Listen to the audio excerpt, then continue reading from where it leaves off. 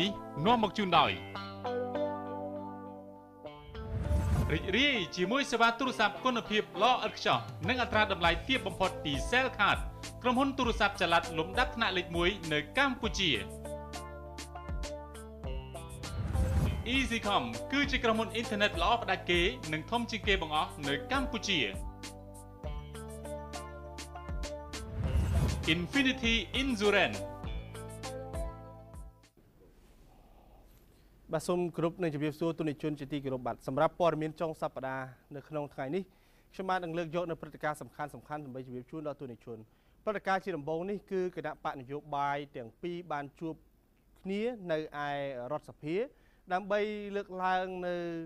វប្បធម៌សន្តិនិកដែលបកទាំងពីរសន្យាថាក្នុងអំឡុងពេល1ខែទៅជួបគ្នាម្ដងឬក៏ពីរដងក្នុងការពិភាក្សាទៅលើបញ្ហាជាតិនិងការកំណែតម្រង់ទៅលើស្ថាប័នមួយចំនួនដោយឡែកនៅក្នុងការជួបគ្នានេះយើងឃើញថាក៏មានការអញ្ជើញចូលរួមពីសំណាក់ជាអធិបតីភាពដ៏ខ្ពង់ខ្ពស់ពីសំណាក់សម្ដេចកន្លះហោមសខេងឧបនាយករដ្ឋមន្ត្រីក្រសួងមហាផ្ទៃតំណាងឲ្យគណៈបកប្រជាជនកម្ពុជានិងសមាជិកនៃរដ្ឋាភិបាលមួយចំនួនទៀតដោយឡែកនោះក៏មានខាងគណៈបកសង្គ្រោះជាតិដែលដឹកនាំដោយឯកឧត្តមសំរងស៊ីប្រធានគណៈបកសង្គ្រោះជាតិអាដាមកឹមសុខានិងសមាជិករបស់បកក្រៅរដ្ឋាភិបាលក្នុងនោះក៏បានពិភាក្សាទៅលើចំណុចដែលមានកន្លងទៅដែលជួបគ្នាក្នុងអំឡុងខែកញ្ញាដែលនៅសេសសល់ហើយក្នុងខែតុលាថ្ងៃទី1នេះក៏ជួបគ្នាដើម្បីរំលឹកទៅលើរឿងដែលនៅសេសសល់នោះពិភាក្សាគ្នាបន្ទាប់ពីជំនួបជិត2ម៉ោងនោះកន្លងទៅយើងឃើញថាបកទាំងពីរបានចេញមកដើម្បីថ្លែងប្រាប់អ្នកសារព័ត៌មានដោយក្នុងនោះអាដាម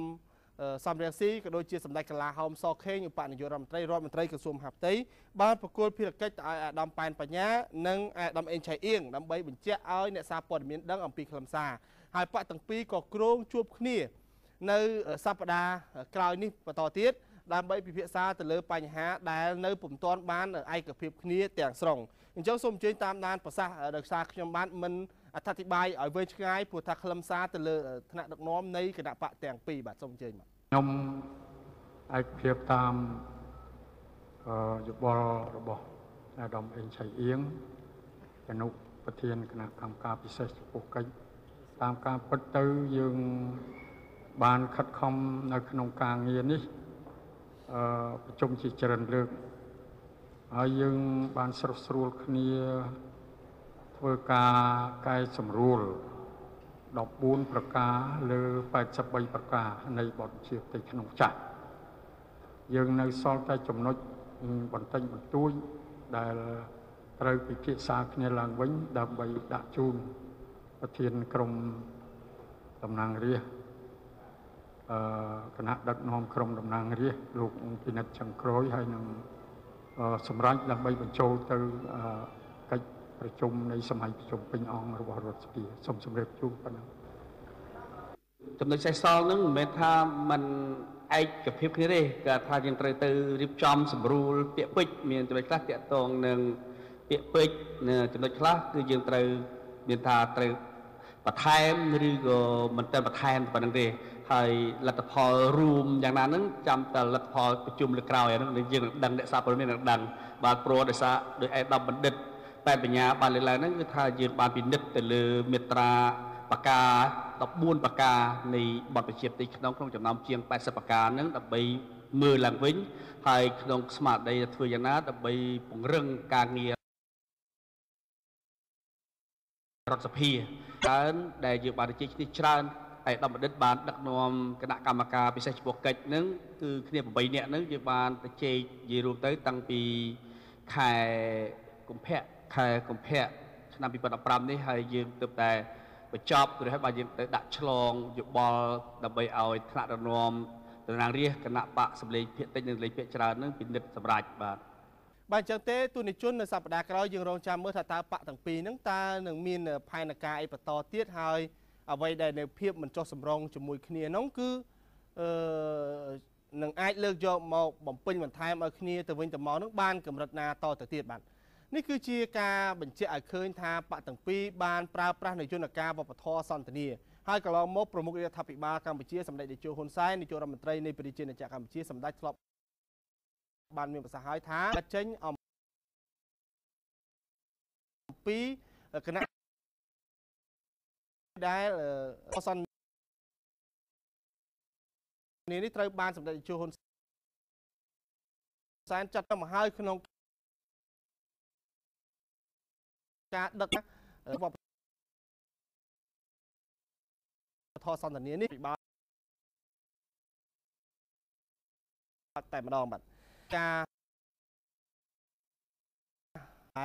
ការពីថ្ងៃទី20កន្លងទៅអាយដាមសំរងស៊ីលោកកិច្ចសម្ភាសជាមួយនឹងវិទ្យុ ABC របស់អូស្ត្រាលីចាត់ទុកថាកម្ពុជាជាប្រទេសផ្ដាច់ការរួមទាំងមេដឹកនាំផងចំណុចនេះដែលធ្វើឲ្យទាំងខាងមន្ត្រីនៃរដ្ឋាភិបាលឬគ្រប់គ្រងទៅនៅពីពេលកន្លងទៅនេះរដ្ឋមន្ត្រីក្រសួងមហាផ្ទៃឲ្យទូរទស្សន៍ក្នុងមួយថាទេហើយសម្ដេចទាត់ចោលនៅអ្វីដែលជាការលើកឡើងរបស់អាដាមសំរងស៊ីដែលចាត់ទុកថាប្រទេសកម្ពុជាជាប្រទេសផ្ដាច់ការរួមទាំងមេដឹកនាំនោះអញ្ចឹងទេកម្មវិធីរបស់យើងក៏មានកិច្ចសម្ភាសរបស់ទាំងនិស្សិតបងប្អូនណាមន្ត្រីរាជការមួយចំនួនដែលរស់នៅកម្ពុជាដែលរស់នៅក្នុងតាមបណ្ដាខេត្តមួយចំនួនហ្នឹងបញ្ជាក់មើលថាតើប្រទេសកម្ពុជានឹងវាផ្ដាច់ការមែនឬក៏យ៉ាងម៉េចហើយសិទ្ធិសេរីភាពការបញ្ចេញមតិនឹងកម្រិតណាហើយសម្ដេចកលាហោមអបនាយករដ្ឋមន្ត្រីក្រសួងមហាផ្ទៃក៏បានបញ្ជាក់ហើយថាកម្ពុជាមិនចាត់ទុកជាប្រទេសផ្ដាច់ការទេដោយសារកម្ពុជាមានការបោះឆ្នោតដែលពេញលេញសេរីភាពតម្លាភាពនិងយុត្តិធម៌ការបោះឆ្នោតកើតចេញពីការទុកចិត្តរបស់ប្រជាពលរដ្ឋគ្រប់គ្រងមករាជរដ្ឋាភិបាលចំណុចនេះហើយដែលបញ្ជាក់ឲ្យឃើញថាកម្ពុជានឹងអត់មានជាប្រទេសណាផ្ដាច់ការទេហើយមួយទៀតជុំវិញទៅនឹងសិទ្ធិសេរីភាពនៃការសម្ដែងមតិសារព័ត៌មានគ្រប់និន្នាការនយោបាយទាំងអស់គឺបានផុសផុលនៅកម្ពុជាហើយនេះជាការបញ្ជាក់ឲ្យឃើញថាកម្ពុជាមិនបានបិទសិទ្ធិសេរីតែការអស់គឺសូមឲ្យស្របទៅនឹងច្បាប់ជើញតាមដានអ្វីដែលជា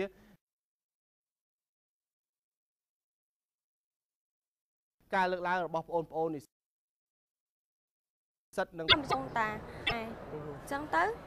សិស្សឲ្យតកតងមួយសម័យឥឡូវកំណែតម្រង់សិក្សាផងដែរពួកឲ្យសិស្សដែលមានសមត្ថភាពអាចបញ្ចេញសមត្ថភាពខ្លួនឯងបានពិតប្រាកដគ្មា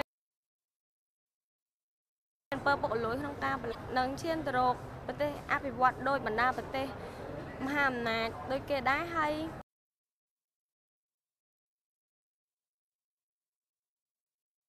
សម្រាប់ក្មេងពួកគាត់ក៏ស្ដីដឹកនាំបរិរដ្ឋាភិបាលការទៅក្មេងៗឃើញថាប្រទេសជាតិមានសុខសន្តិភាពពេញលេញរបស់សម្ដេចនាយករដ្ឋមន្ត្រីហ៊ុនសែនដែលបានបង្កឲ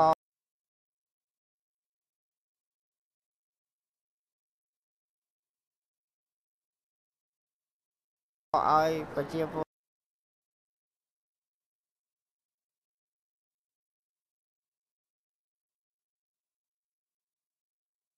រដ្ឋភិវឌ្ឍសង្គមកែខំប្រឹងមានទីមួយក្នុងជាវិទ្យាល័យវិញខ្ញុំឃើញយើងបានឃើញហើយថាកន្លែងណាមួយដែលយើងបានបិទសិទ្ធិសេរីភាពពាក្យថាផ្ដាច់ការគឺថាมันអាចប្រជាពលរដ្ឋមានសិទ្ធិសូម្បីតែអ្នកដែលនិយាយថាប្រទេសផ្ដាច់ការហ្នឹងក៏មិនអាចនិយាយបានផងបើយើងប្រៀបធៀបជាមួយនឹងប្រទេសមួយចំនួនរួមទាំងការអនុវត្តច្បាប់បាទរួមទាំងការអនុវត្តច្បាប់ហើយច្បាប់នានាដែលមានចែងហើយដែលមានជាក្នុងជាធរមានយើងអនុវត្តដោយស្មើភាពស្មើសិទ្ធិទាំងអស់ប្រជាពលរដ្ឋចង់ធ្វើការសម្ដែងមតិចង់ធ្វើបាតកម្មដាក់ពាក្យដាក់ច្បាប់មកសាលារៀនភ្នំពេញមកបាទយើងអនុវត្តទៅតាមច្បាប់ស្តីពីការធ្វើបាតកម្មដោយសន្តិវិធីខ្ញុំនិយាយទៅបាតកម្មមួយណាបាទអនុវត្តតាមច្បាប់ស្តីពីការធ្វើបាតកម្មដោយសន្តិវិធីសាលារៀនភ្នំពេញពិនិត្យមើលហើយយើងអាចអនុញ្ញាតផ្ដល់ជូនគាត់ទៅតាមលទ្ធភាពដែលយើងផ្ដល់ជូនគាត់បាននេះជាបញ្ហាកន្លែងណាមួយដែលយើងបិទសិទ្ធិសេរីភាពរបស់គេយើងអត់មានទេបាទប្រជាពលរដ្ឋប្រកបរបរអាជីវកម្ម ដោះស្រាយបញ្ហាជីវភាពប្រចាំថ្ងៃជាធម្មតាបាទប្រជាពលរដ្ឋសពថ្ងៃនេះទទួលមិនមែនគ្រាន់តែបញ្ហាសុខសុវត្ថិភាពផ្លូវកាយទេក៏ប៉ុន្តែសុខសុវត្ថិភាពផ្លូវចិត្តក៏មានដែរគ្នាអារម្មណ៍នឹងនៅប្រកបអាជីវកម្មដោយសប្បាយរីករាយខ្ញុំគិតថាកម្ពុជាជា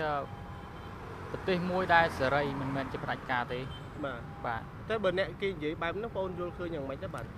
ខ្ញុំគិតថាមិនត្រឹមត្រូវទេគាត់យល់ឃើញបែបហ្នឹងសម្រាប់ខ្ញុំគិតថាប្រទេសកម្ពុជាជាប្រទេសមួយដែលសេរីមិនគិតពីជនជាតិអ្វីទាំងអស់ចំពោះសិទ្ធិសេរីភាពយើងប្រៀបធៀបជាមួយបណ្ដាប្រទេសដទៃទៀតយ៉ាងម៉េចដែរអូនមើលទៅសេរីភាពនិយាយទៅខ្មែរគឺមានសេរីភាពទូលំទូលាយក្នុងនាមខ្ញុំជានិស្សិតខ្ញុំមានសំណូមពរឲ្យរដ្ឋាភិបាលហ្នឹងជួយលើកស្ទួយលើប្រជាជនក្រីក្របាទប៉ុន្តែគាត់ថាមានពើមួយចំនួនវាអយុត្តិធម៌ដែរសម្រាប់ប្រជាជនបាទសម្រាប់ពួកគេយកទៅចំណាប់អារម្មណ៍មនុស្សវាមានខុសៗគ្នាបងចំណាប់អារម្មណ៍ពួកគាត់ទៅនៅស្រុកគេអញ្ចឹងគាត់ចេះតែវាតម្លៃខុសៗគ្នាអញ្ចឹងបងបាទសម្រាប់ខ្ញុំគិតថា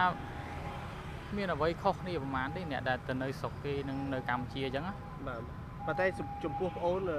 ឱកាសនៅកម្ពុជារបស់យើងនេះមានច្រើនសម្រាប់បងអូនជានិស្សិតសម័យបាទមានច្រើនបងបាទចំណុចនេះគាត់ចង់បង្ហាញដល់ទស្សនិកជនថាអ្វីដែលប្រជាពលរដ្ឋនិងបងប្អូននិស្សិតបានឃើញនេះគឺជារឿងដែលចង់បង្ហាញថាវាជាការពិតចង់បង្ហាញថាកម្រិតប៉ុណ្ណាក៏ដោយសម្រាប់កម្ពុជារបស់យើងមានតែបងប្អូនប្រជាពលរដ្ឋយុវជននៅទីនេះចាត់ទុកថាប្រទេសយើងមិនម៉េចព្រោះឥឡូវនេះបច្ចុប្បន្ននេះយើងមានការអភិវឌ្ឍយើងមានសិទ្ធិសេរីភាពពេញលេញទៅណាមកណាហ្នឹងគឺដោយសារតែប្រទេសហ្នឹងមានសន្តិភាពហ្នឹងឯងបើយើងងាកមកតាមដានព័ត៌មានភ្ជុំបិណ្ឌបន្តិចបានសម្រាប់នៅរាជធានីភ្នំពេញនិងដោយឡែកនៅតាមបណ្ដាខេត្តមួយចំនួននោះគឺគណៈបញ្ជាការឯកភាពរាជធានីខេត្តទាំងអស់គឺបានរៀបចំដាក់ផែនការការពារសុវត្ថិភាពជូនបងប្អូនប្រជាពលរដ្ឋដោយឡែកនៅក្នុងរាជធានីភ្នំពេញនេះទូនិជនខ្ញុំបាទសូមជម្រាបថាគ្រាន់តែនៅរាជធានីភ្នំពេញកម្លាំងគណៈបញ្ជាការឯកភាពរាជធានីភ្នំពេញដាក់កម្លាំងជាង 2000 នាក់ដើម្បីការពារជូនបងប្អូនប្រជាពលរដ្ឋទាំងនៅតាមទីវត្តអារាមដែលមានជាង147វត្តនៅទូទាំងរាជធានីភ្នំពេញនេះហើយក្នុងនោះក៏យើងងាកទៅតាមដានរឿងបញ្ហាអគ្គិភ័យដែរក៏កម្លាំងពន្លត់អគ្គិភ័យនៃស្នងការដ្ឋាននគរបាលរាជធានីភ្នំពេញដែលក្នុងលោកព្រំយន្តដែលជាប្រធានការិយាល័យផ្ទាល់លោកបានបញ្ជាក់ឲ្យ CNC ដឹងថាគោលដៅចំនួន8កន្លែងនឹងឡានទឹកជាង40គ្រឿងនឹងដាក់ពង្រាយនៅតាមគោលដៅនីមួយៗដើម្បីការពារនៅពេលដែលមានបញ្ហាជាយថាហេតុណាមួយនៅបញ្ហាអគ្គិភ័យនេះជាចំណុចមួយដែលខាងមន្ត្រីពាក់ព័ន្ធជាពិសេសគណៈបញ្ជាការឯកភាពរាជធានីភ្នំពេញចាត់ទុកជាការងារចម្បងហើយត្រូវរៀបចំផែនការជាមុនដើម្បីធ្វើយ៉ាងម៉េចឲ្យបញ្ហាទាំងនេះកុំឲ្យវាមានកើតឡើងហើយបើកើតឡើងគឺមានការរៀបចំគឺអន្តរាគមន៍ទាន់ពេលវេលានេះជាចំណុចដែលអាជ្ញាធរលោកគិតគូរហើយចំណុចនេះក៏ត្រូវបានអាដាមប៉ាជាវងអភិបាលនៃគណៈអភិបាលរាជធានីភ្នំពេញលោកស្នើទៅបងប្អូនប្រជាពលរដ្ឋទាំងអស់សូមឲ្យប្រជាពលរដ្ឋមានការប្រុងប្រយ័ត្នចំពោះបញ្ហាគ្រោះអគ្គិភ័យនិងបញ្ហាទៅទីជិតឆ្ងាយនឹងធ្វើយ៉ាងម៉េចឲ្យត្រៀមលក្ខណៈសម្បត្តិឲ្យបានគ្រប់គ្រាន់ទាំងបញ្ហាទាំងទឹកទាំងភ្លើង